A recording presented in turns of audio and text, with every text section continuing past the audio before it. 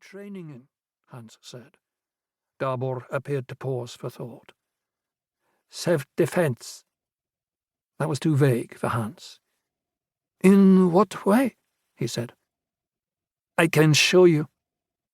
Gabor's body tensed, and the faint wheeze of his breathing came down a semitone to an F sharp, which made Hans inattentive. That was part of his curse.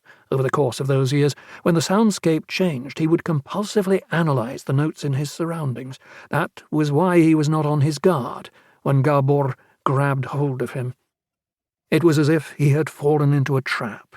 He was spun around with violent force and struck the ground, and for a few seconds he saw nothing. Then he sensed Gabor's eyes above him, replete and satisfied, as if they belonged to a predator that had gotten what it wanted. Then he was gone.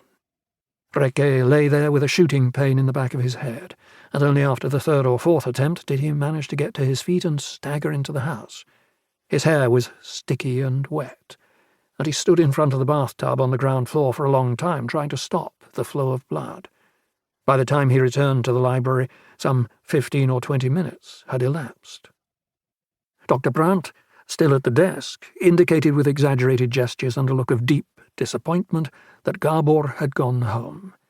He never noticed that Rekke was injured and pale. Nor indeed did Rekke's mother. She was preoccupied the whole evening, searching for a couple of pieces of jewellery that had suddenly gone missing. Chapter 2. Police Constable Micaela Vargas from Husby had moved in with Professor Hans Rekke of Grevgatan in Stockholm's most refined neighbourhood, something which had gotten everyone around her all worked up and had set them to gossiping. But now she wanted out. Rekke was depressed and hopeless, and he barely emerged from the bedroom. As soon as he had pulled himself together just a little, she would head over there to pack up her stuff. But first of all, she wanted to bring to a close the case they had embarked upon. It was to do with a woman who had been declared dead, but who had possibly made an appearance in a recently taken holiday snap in Venice, and while Micaela didn't really believe in any of that, there was something about the story that titillated her.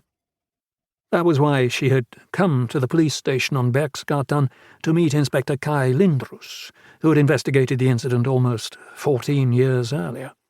But Kai Lindros was taking his time, which didn't surprise her. He had sounded recalcitrant and grumpy on the phone, and she was standing a little listlessly in reception on the ground floor staring out at the street.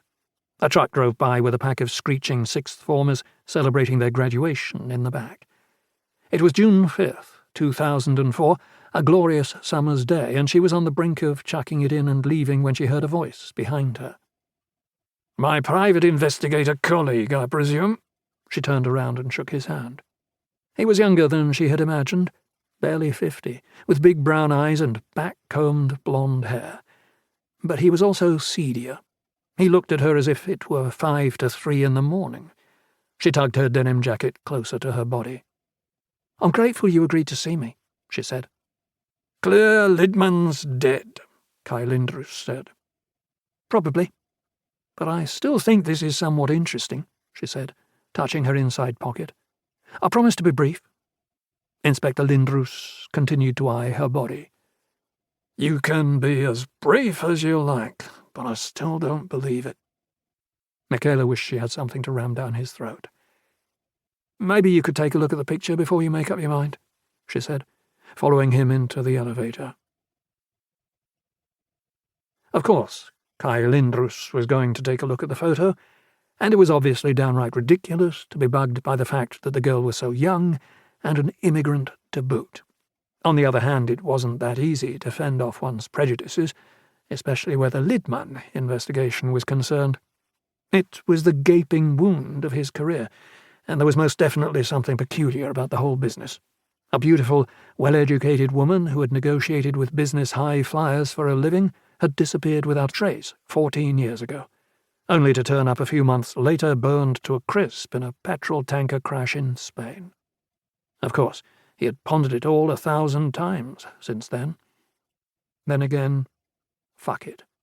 That was all history, and it was a Friday afternoon. He really should be off home soon to get drunk.